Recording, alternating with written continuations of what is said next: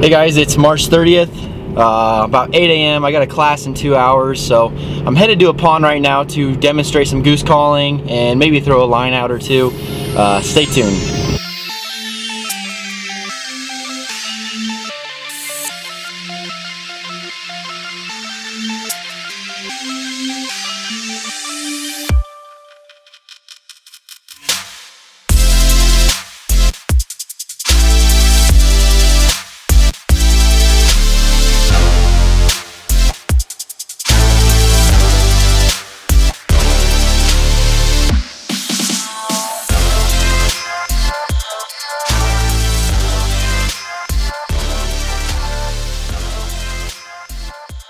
Alright, so today what I wanted to go over with you guys is goose calling, some of the basics, and later on I'm going to make a short video series of waterfowl hunting for the beginners. You know, everything that goes into it, how you prepare in the off season, what kind of gear I'm using to save you guys money and help you put more birds on the ground. I know how hard waterfowl hunting is when you first get into it. I was once there, but for today we're just going to go over some of the basics in calling, the cluck, honk, and moan. The moan and cluck together make a honk. So we're going to start out with a cluck and then the moan, and we'll go into a honk, and let's just get into it. So I use a short reed goose call. There's things called flutes out there. I'm sure you guys are familiar with flutes. Don't buy those, they're terrible. So what you want to do is buy yourself a short reed goose call. I'm using, it's called a Big Guy's Best Fat Boy. I think it's made by like Foils Migrators company. When you're first starting out, you definitely don't need to get an expensive call. All it's doing is giving you more range to do more advanced stuff.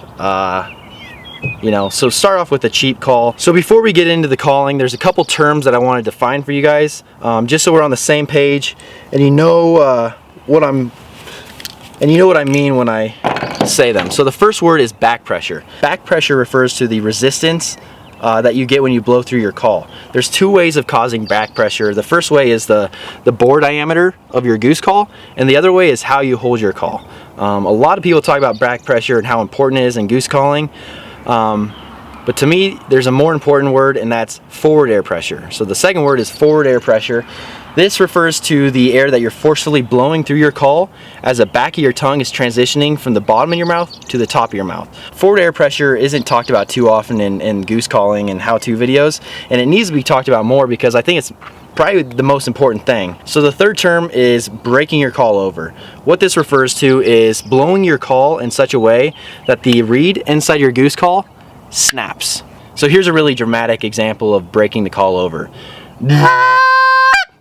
That change in pitch, that's when the reed snaps. So that's what that means. Alright, and then the last term I want to go over with you guys is voice inflection. Voice inflection is just adding voice while you're blowing through the call. You're not saying words. It's more of a growl or a hum type sound, like and into the call. Okay, so when you're goose calling, you're blowing hot air through the goose call, but you're also adding voice to that. I don't know if you can see my breath here, but just a really low frequency hum, growl into the call. That's voice inflection. So the first thing I want to go over is some of the technique that goes into goose calling.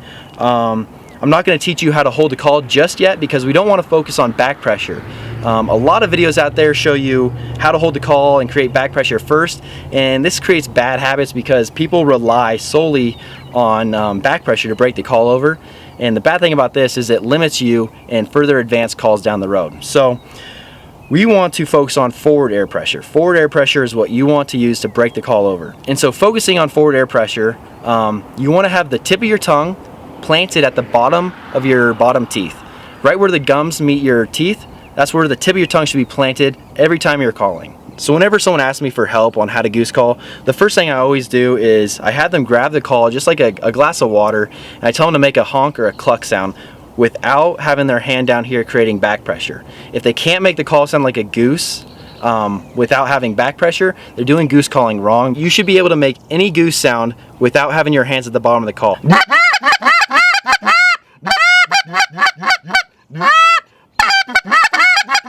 So give that a try. Record yourself on your phone. If you don't sound like a goose, you need to focus on getting that forward air pressure to break the call over. And here's how you do that. You just gently blow through the call until you get a little resistance, and then with the back of your tongue, raise it from the bottom of your mouth to the top of your mouth and force the air over your tongue to snap that reed, kind of like this. And it's coming from your diaphragm. You should see my body kind of jolt when I pop that reed over. It's just like that. Moving the middle to back of your tongue and forcing the air over your tongue is what's causing that forward air pressure and the call to break over. You're gonna wanna master that before we move on to the calling. So if you don't have that mastered, go ahead and pause this video and practice and then come back. So now that you got your forward air pressure down, you're gonna wanna go ahead and learn how to hold the call. It's different for everyone, but here's how I hold the call. Now I'm right-handed, so I'm gonna hold the call with my right hand, obviously. And what I do is I place the call right in the L of my hand in that little webbing. And you want to have the inside of your hand flush with the bottom of the call. And then with your thumb and pointer finger, you just make a ring. Then these three fingers, they just gently cup over like that. Now with my other hand, I usually just match up my fingers together. So pointer with pointer, middle with middle, just like this. It's just it just creates a little dome. And all this is for is changing the direction of where I'm calling. So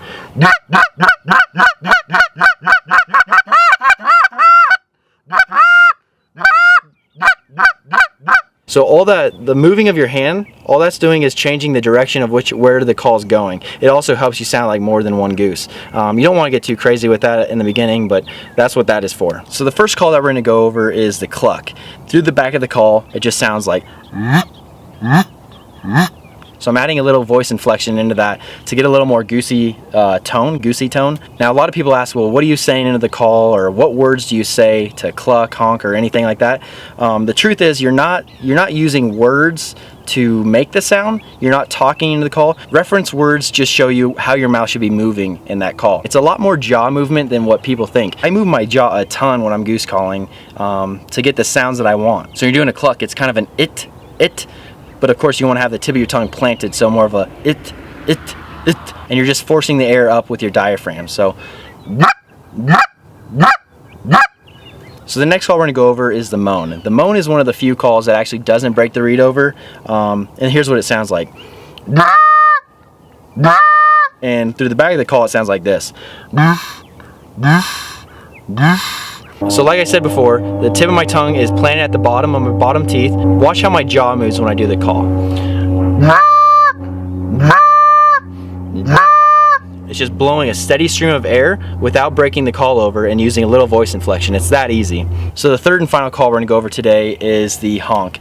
The honk is just a combination of the moan finished with a cluck. So it sounds like this. So through the back of the call, this is what it sounds like. And also take note of how my jaw is moving and how my body moves as I force the air through. So once you guys feel comfortable with those three calls, the next step, and probably the most important, is to put them all together into a sequence that sounds like a real goose.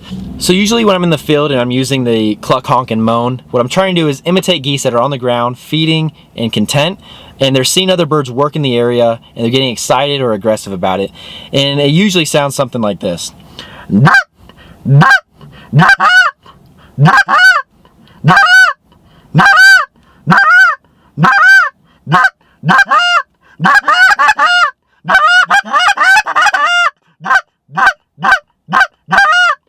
And while you're doing this, you want to make sure that you're reading the birds, making sure that you're not overcalling or undercalling, and how to read the birds. So let me know in the comments if you'd be interested in that, which I can talk more about in a whole nother video. If you guys are interested, just let me know in the comments. I know when I was first starting out, I recorded myself on my phone hours, and I just keep replaying it to myself until I heard something that I was happy with and I thought sounded enough like a goose. So that's some of my advice there. But really guys, it just takes a ton of practice.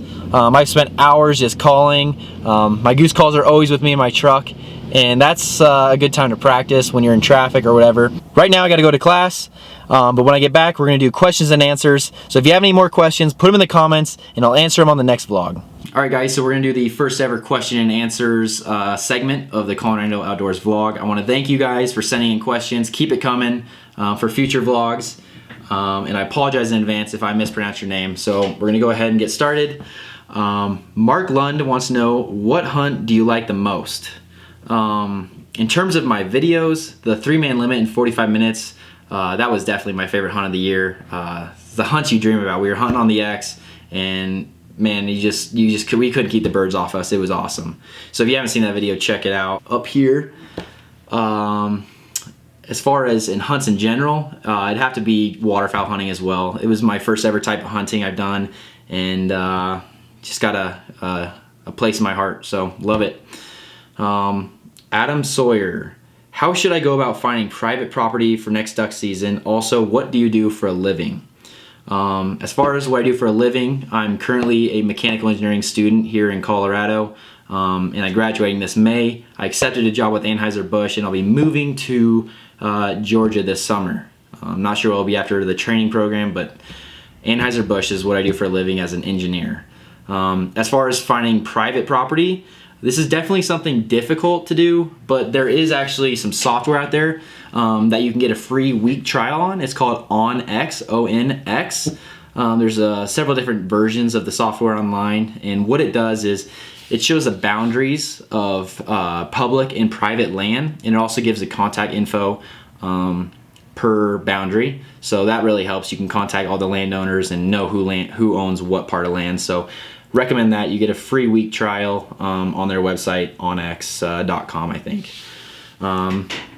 Mason Hovinga, favorite hunt, first hunt, shotgun brand. So favorite hunt, again, waterfowl hunting. First hunt was waterfowl hunting with my dad. I think it was in 2005 or 6, probably 2006. We leased a pit up in Wellington, Colorado. This pit was phenomenal. It was like an old, it kind of looked like an old train car. Like, it was a massive pit, and my dad leased that for the year. I still remember the first ever goose we killed. We were in a cornfield. The pit was in a cornfield, and we had a flock of 3 circle us, and I blasted one. My dad missed, but man, I'll never forget going and picking up that first goose when I was like 10 years old or 12, something like that. So yeah, shotgun brand, I shoot a Benelli M2. Love the gun. It's just like the Super Black Eagle 2, except it doesn't shoot 3.5s.